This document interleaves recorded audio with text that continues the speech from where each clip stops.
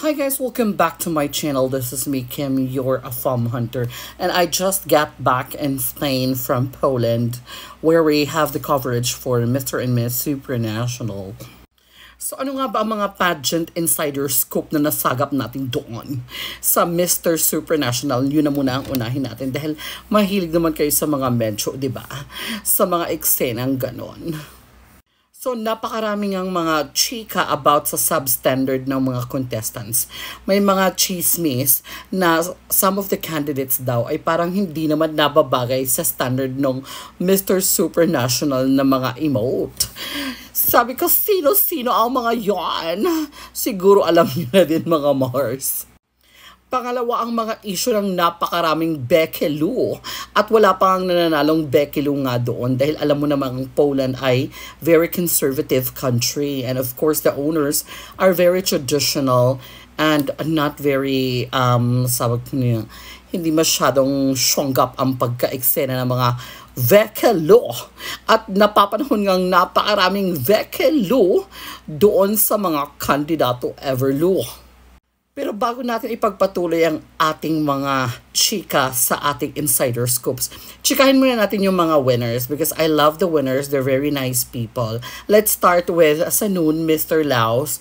Si Sanun is a very artista sa kanila sa Laos. Talagang very vain, talagang ganun din siya gumalaw. Pero sobrang pes. Ang liit ng mukha, ang gwapo ng bata actually. At talagang artistahin. Akala ko nga hindi ko na siya mamimit kasi after the pageant, nung after party, hindi namin siya nahanap. But the next day, habang naglalakad kami dun sa center, nandun sila sa may parang burger shop na kaupo with Mr. Myanmar and Mr. Korea. So ayun, jumoin kami at na-interview ko din siya doon. Sobrang bait at sobrang approachable. Sabi ko nga kay Miss Pawi and Tour, jowain mo na, char lang. Bet na Pawi. Next is Mr. Venezuela. Talagang super pest naman si Mr. Venezuela talaga.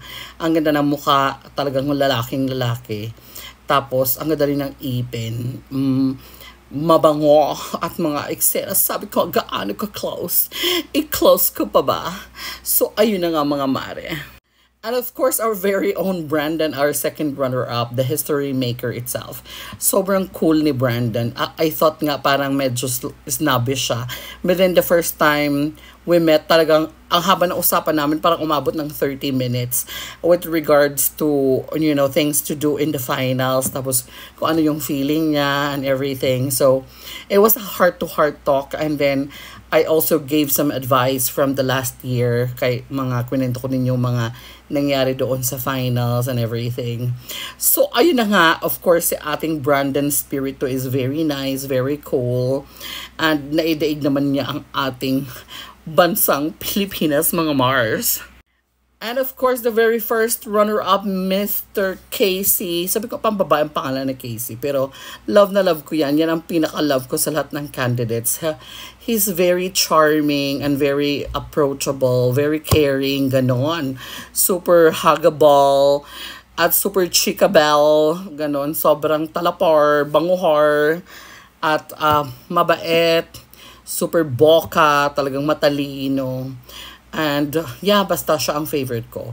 So we had like some time to talk before the finals. After the finals, we hugged each other. Basta love ko si Casey. Char. And lastly, I was so biased because si Mr. South Africa, hindi ko na-met before the finals. After na. But then na-realize ko talagang deserve din niya yung win niya because according to a lot of people, he has the flawless record. And according to Brandon, talagang he's a man. Yung tipong mature, ganong mga eksena.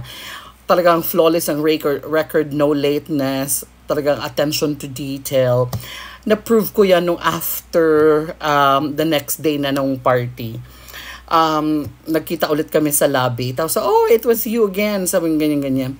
Sabi ko, my friend wants to take a picture kasi yung friend ko hindi pa nakapagpa-picture. Tapos at the end, sabi ko, ako na din, magpa-picture na din ako sa kanya. Since may picture na ako nung gabi, pero bet ko pa rin yung another picture with him. Tapos sabi niya, I need to fix your hair. Sabi ko, ha? i-fix niya daw yung hair kasi medyo magulo daw. So, finex niya yung hair ko. So, ay, napaka-ano niya naman, sweetness galore. Tapos, ang tigas-tigas ng abs niya, mga Mars. Kasi talagang napagkwentuhan namin. Tapos, parang medyo, sabi niya, parang pinakita niya ng slide. Sabi ko, ay, tariyar, tigasar. Ang kanyang absolute channeling. So, balik tayo sa mga chismis. May mga chismis na may mga nahulihan daw mga mencho na gumagamit ng mga takon sa inside ng kanilang mga sapatosar para tumangkadar.